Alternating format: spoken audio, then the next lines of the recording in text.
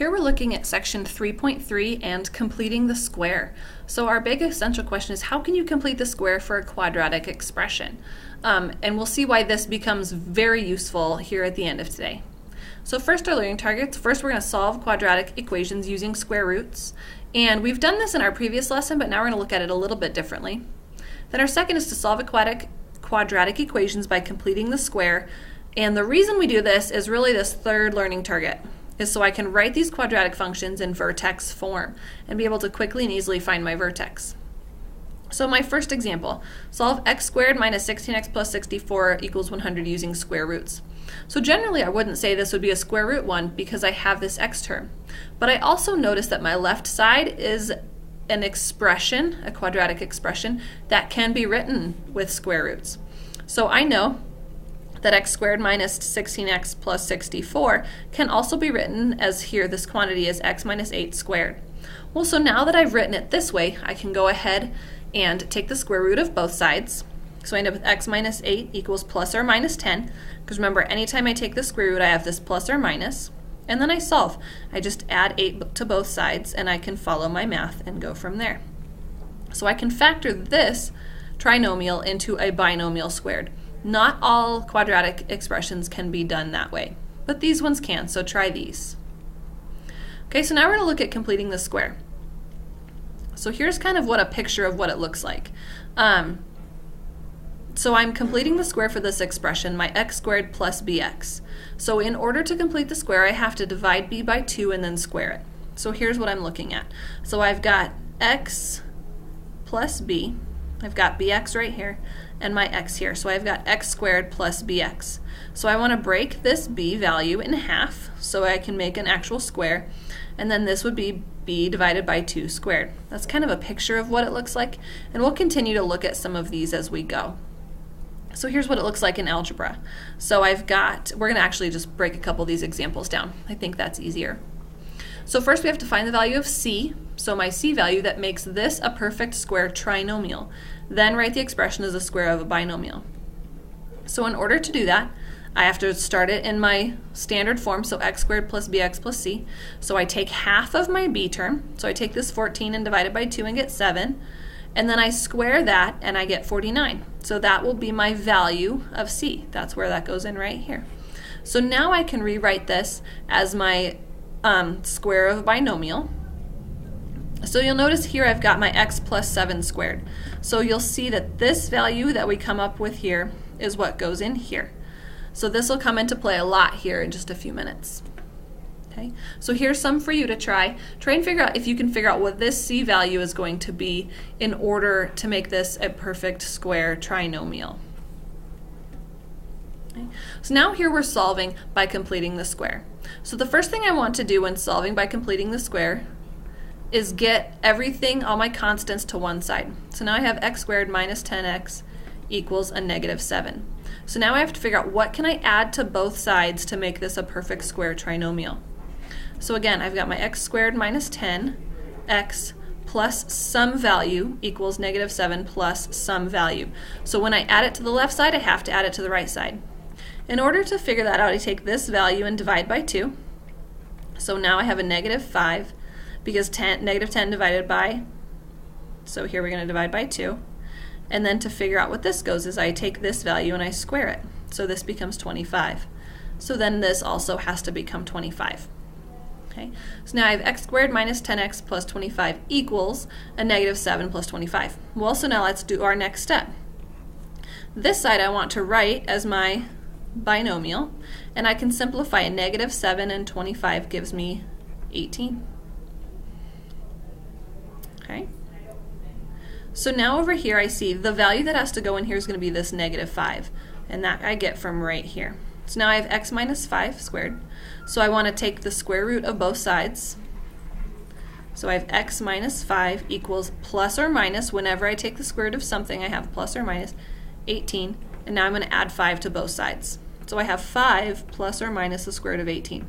Well, let's go ahead and simplify this radical so we can have the best answer possible. So I'm going to break this down, 9 times 2, and I know that 9 is 3 times 3. So since I have these 3's, I'm going to have 5 plus or minus 3 times the square root of 2. And this will be my final solution because I still have my 2 answers here. So I can use completing the square to solve these as well. Okay, so now let's look at this one. This one's a little more complicated because my a value is not 1. Right? In my last one, my a was 1. That is the first step when completing the square, is I have to get this a value equal to 1. So that's my first step here. So I divide every single thing by 3. And I rewrite that new equation. So now I have x squared plus 4x plus 5 equals 0. So then again, I get my constant over to the other side. So I have only things with my x. Now I have to figure out, what do I add to both sides? So I take my middle term, my b term, and divide it by 2 and square it, which gives me this 4. Divide by 2 and square it, which gives me these 4. And then I can write this as my binomial squared. And remember, I get this 2 by dividing this b term in half. And I simplify my right side. So then I can just simplify, take the square root. I see here I'm taking the square root of a negative, so I end up with my I value, my imaginary number that we talked about in our last lesson. Okay, so I can just continue to simplify until I get my 2 final answers. So I end up with negative 2 plus I and negative 2 minus I. So again, when completing the square and solving, this a value has to be 1 in order to complete the square. If it's not, I have to divide everything by that term first. So now here are some for you to try. I really want you to look at some of these more complicated ones, like 9 and 10. Try and see if you can do the same thing with these as well. Okay, so now we have a function that we are asked to write in vertex form and then identify the vertex. Well, there's several ways to do this, and the easiest one is by completing the square. Okay, so I'm going to go ahead and write my function. And then I'm going to start by kind of completing the square. So I know I'm going to be using these terms with my x's and adding something to both sides. So I have to leave a space for that I'm adding to both sides. So now I have to find what that thing is going to be. So again, I take my b term, which is this negative 12, divide by 2 and square it. So a negative 12 divided by 2 is negative 6. Square that is 36. So I can go ahead and add my 36 to both sides. Well, so now I need to kind of simplify this piece, right? Because this does not look like vertex form. So I go ahead and write that as my binomial squared. And again, I get this negative 6 by dividing my b term by 2. And now I can kind of simplify one more time. So I want to get y all by itself, so I subtract 36 from both sides. So now here is my final equation. This looks more like vertex form. And remember, I've got a times x minus h squared plus k, and my vertex is that h comma k. So I always want to have x minus here in my parentheses, and I do already, so I know that my vertex is going to be 6 comma negative 18. Okay? So I can do this as well without moving my constant to the other side. This can be done as well. So try these. Make sure that you can get my standard form into vertex form. So now we're often dealing with problems like this when we're looking at quadratics, throwing or dropping or hitting balls.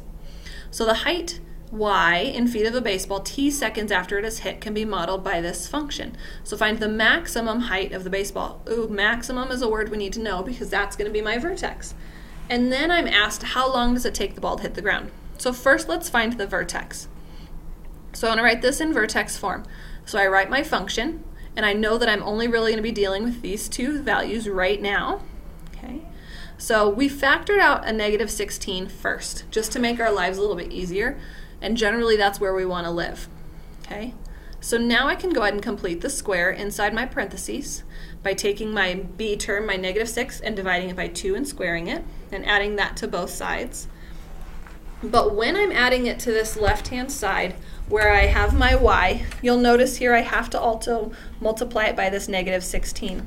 Since I originally factored out a negative 16 from my 2 terms, I have to include that in my left-hand side. So that's where this negative 16 comes from. It's because I factored. So now I can simplify and write that as my binomial squared, and then get everything over to one side except for y. So now I see I have an a value of negative 16. Which makes sense because if I hit a ball, it's going to go up and then come back down. And I see my vertex. My vertex is going to be at 3, 147. Okay, so the question I was asked was find the maximum height of the baseball. Well, I know that height is the y value, so this right here would be the maximum height. But I also see that it happened 3 seconds after I hit the ball, which is pretty cool. So then I'm asked, how long does the ball take to hit the ground? Okay, so in order to do that, I want to find the zeros of my function because I want to see where it hits the x-axis again. So I go ahead and substitute in that 0 for my y value, and I subtract 147 from both sides. Since I'm already in vertex form, the easiest way to solve this is using those square roots. So I subtract my 147, I divide both sides by -16, then I can take the square root of that, so I have a plus or minus, and then I add 3 to both sides. Okay, so now using my calculator, I see I have a negative solution here. And this is something I'm not going to care about because I cannot have a negative time. So this solution I just go ahead and get rid of, so I know it's going to be my positive solution. So I see that I hit my maximum height at about 3 seconds, and that maximum height is 140 feet. And the ball hits the ground approximately 6 seconds after I hit it. So I can use all of this information and completing the square to write it in easier forms for me to answer those questions. Okay, so now see if you can do that same thing. Complete the square with this function and see if you can answer those same questions. All right, so looking back at our learning targets, first we solved quadratic equations using square roots, and we've seen now how that can be kind of a simple way to find our zeros and find where the ball hits the ground, those kinds of things. Second thing we did was we solved quadratic equations by completing the square. And then third, and something we're going to be doing often, is writing quadratic functions in vertex form. So it's easiest to go from standard to vertex when I can complete the square.